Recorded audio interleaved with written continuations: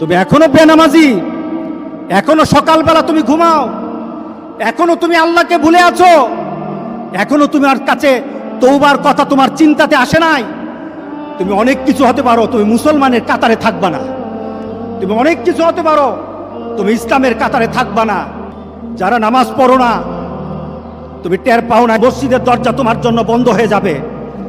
তুমি মনে রেখে দিও, মসজিদের সাথে তোমার সম্পর্ক তোমার হয় নাই, তুমি জান্নাতের দরজাও তুমি খুলতে পারবা না। নামাজের ব্যাপারে আমাদের কোনো সহজতা নাই, কোনো কম্প্রোমাইজ নাই, কারোর সাথে আমার সম্পর্ক নাই। নামাজ আছে তো সম্পর্ক আছে, নামাজ নাই আল্লাহর সাথে তার সম্পর্ক নাই, আমার সাথে তার কোনো সম্পর্ক নাই। আপনি ঘোষণা দেন, পরিবেশ সুন্দর হয়ে যাবে, তওবা কবুল হবে, আল্লাহ আমাদেরকে রক্ষা করবেন, আল্লাহ আমাদেরকে রক্ষা করবেন ইনশাআল্লাহ। আল্লাহর কাছে তওবা করে করে কাঁদি, মাবুদ আমাদেরকে তুমি এই গজব থেকে বাঁচাও, আমাদের গজব থেকে বাঁচাও। আল্লাহ যেন সবাইকে হেফাজত করে, আল্লাহ যেন সবাইকে হেফাজত করে। নামাজ যারা পড়ে না, ঘাড় ধরে ধরে তাদেরকে আনেন। কেন নামাজ পড়বা না?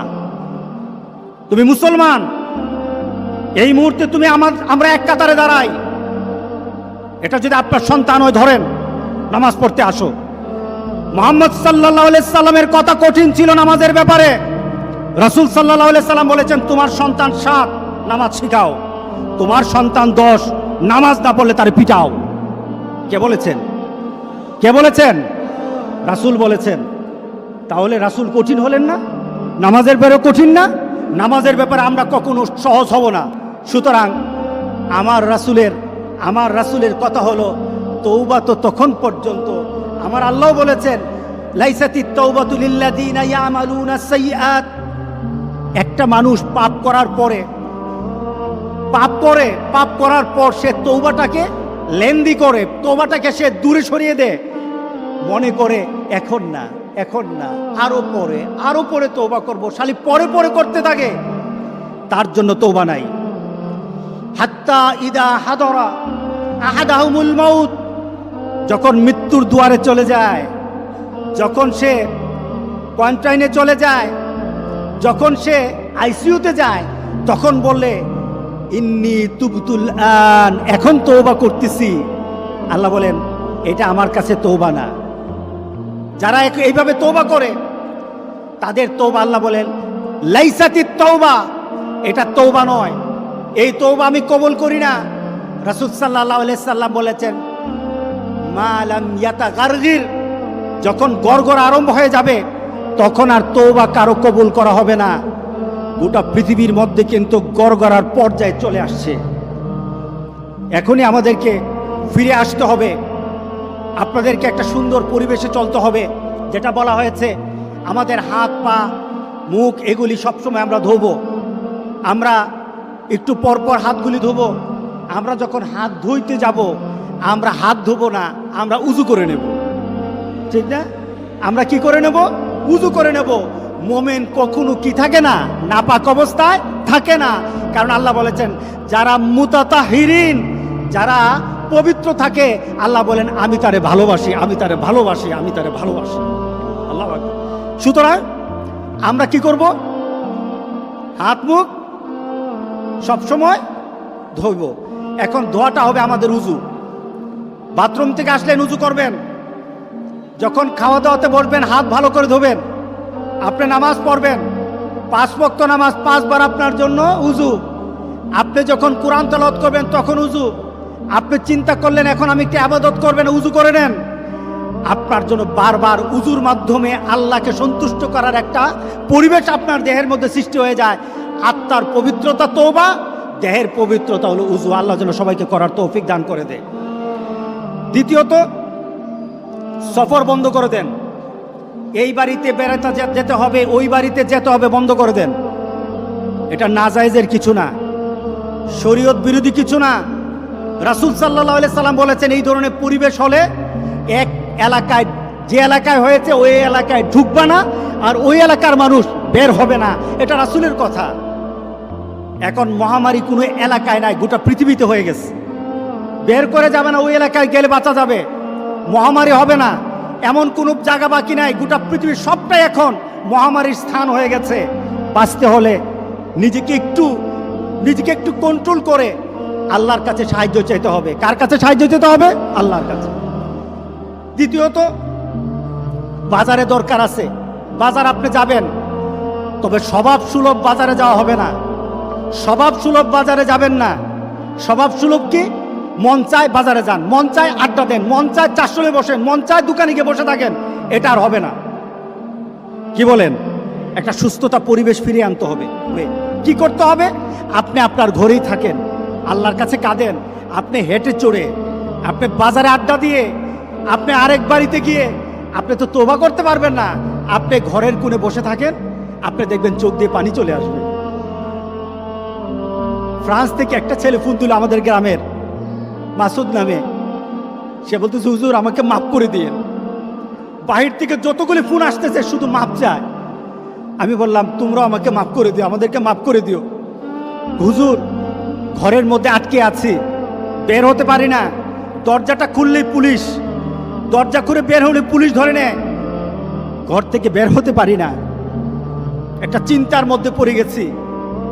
আমি চিন্তা করলাম, এই যে মাপ চাওয়া, তওবা করা, একটা মানসিকতা সৃষ্টি হওয়া ঘরের মধ্যে বসে থাকার কারণে সৃষ্টি হয়েছে।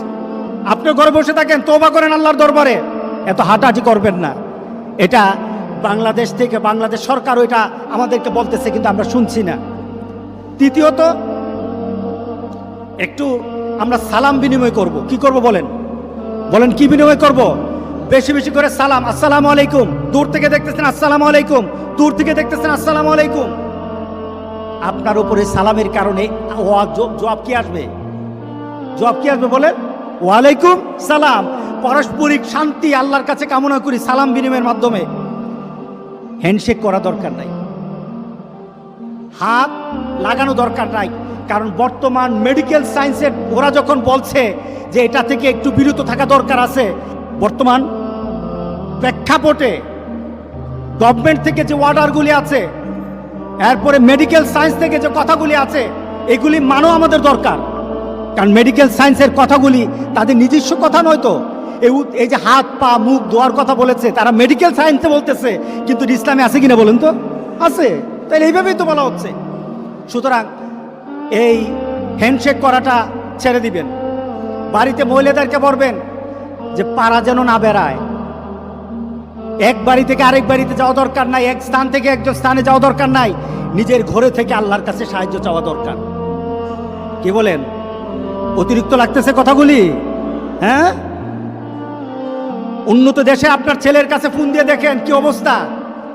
এবার নিজে চিন্তা করেন, বাংলাদেশে যদি বেড়ে যায় তাহলে বাংলাদেশের অবস্থা ওই দেশের মতো হবে না, আরো কঠিন হয়ে যাবে। এরপর আমাদের যেটা করতে হবে, আমরা নামাজ পড়ব, মসজিদে এসে নামাজ পড়ব, তবে আমরা মসজিদে একত্রিত হব বলে কিছুটা স্বাস্থ্যসম্মতভাবে আসব, নিজেকে একটু পরিষ্কার করে আসব। কারো যদি কাশি থাকে, একটু যদি রুমাল নিয়ে আসবেন অথবা নিয়ে আসবেন, যেন কাশি দেওয়ার সময় মুখটা ধরা হয়। এই মুখ ধরা, হাঁচি দেওয়ার সময় মুখ ধরা, এটা ডাক্তাররা বলতেছে নাকি মুহাম্মদ সাল্লাল্লাহু আলাইহি সাল্লাম বলছে? বলেন। কাশি দেওয়ার সময় আপনি কাশি দিলেন, হাঁচি দিলেন, এই মুহূর্তে আপনার মুখে হাত দিবেন অথবা রুমাল ধরবেন, এটাকে আটকে দিবেন। এটার কথা কি ডাক্তার বলেছে নাকি রাসূল বলেছে? রাসূল বলেছে। এটা আমার রাসূলের কথা। ডাক্তার বলেছে বলে মানবো তা নয়, আমি আমার রাসূলের কথা অনুযায়ী এটা আমাকে আমল করতে হবে, ঠিক না? শুধু এখন নাকি সবসময়? সবসময় করতে হবে, তবে এখন সতর্ক থাকতে হবে। কিছু অ্যান্টি ব্যাকটেরিয়া কিছু জিনিসপত্র আমাদের সাথে একটু থাকা দরকার, কারণ এটার স্রষ্টাও কিন্তু আল্লাহ, এটা সিস্টেম আল্লাহ এভাবে দিয়েছেন। এভাবে আমাদেরকে হাত ধুতে হবে। মানে কি? হাতের পয়জন, হাতের মধ্যে যত ব্যাকটেরিয়া আছে এটা দূর করে দেবো, এরপরে খাবো। এটা আমার রাসূলের সুন্নত। আমাদের এইভাবে একটা হাইজিনিক পরিবেশ করতে হবে। আমি মসজিদে, বাকি সব মসজিদগুলি যারা আপনারা আমার কথা শুনবেন, আপনারা এই মসজিদগুলির মধ্যে এগুলি চালু করে দিবেন। যদি মসজিদগুলির মধ্যে আমাদেরকে যারা আসতে হয়, তাহলে আমাদেরকে এই মসজিদগুলি চালু রাখতে হবে। কি বলেন? মসজিদ আমাদের চালু রাখতে হবে। আমরা চাই না মসজিদের মধ্যে দরজাটা বন্ধ হয়ে যাক আর আমি মসজিদের পাশ দিয়ে হেঁটে হেঁটে চলে যাই, এমন পরিবেশ যেন আল্লাহ না করে। আর কি করব? নিজেরা নিজেদেরকে পরিষ্কার পরিচ্ছন্ন রাখবো, বাড়িঘর পরিষ্কার পরিচ্ছন্ন রাখবো। আমাদেরকে এই পরিবেশগুলি করা দরকার। এটা ইসলাম, এটা ইসলাম। ইসলাম মুতাতাহিরিন ইউহিব্বুল মুতাতাহিরিন, যারা পবিত্রতা অর্জন করে, আল্লাহ রাসূল বলতে, আল্লাহ বলতেছেন আমি তারে ভালোবাসি। আপনার গোসল সবসময় করবেন, হাত মুখ তো ধোবেনি, ইনশাআল্লাহ আল্লাহ আমাদেরকে এই বিপদ থেকে বাঁচিয়ে দেবেন ইনশাআল্লাহ। বলি আমরা তওবা করব। রাজি আছি তো সবাই? কতবার করবেন? রাসূল সাল্লাল্লাহু আলাইহি সাল্লাম বলেন আমি প্রতিদিন 100 বার তওবা করি। আমরা কতবার তওবা করব? গনে গনে দরকার হলে 100 বার তওবা করব। রাজি আছি সবাই ইনশাআল্লাহ? তাহলে আজ থেকে আমার তওবার চেষ্টা আরম্ভ হয়ে যাবে। তবে তওবার চেষ্টা যদি চলতে থাকে, তওবার দরজা আল্লাহ বন্ধ করবে না। তওবা যদি চলতে থাকে, তওবার দরজা আল্লাহ বন্ধ করবে না। কোনো না কোনো সময় আল্লাহ বলবেন বান্দা তোর তওবার কারণে তোরে আমি মাফ করে দিলাম। আমরা এই কাজগুলি করবো তো ইনশাআল্লাহ?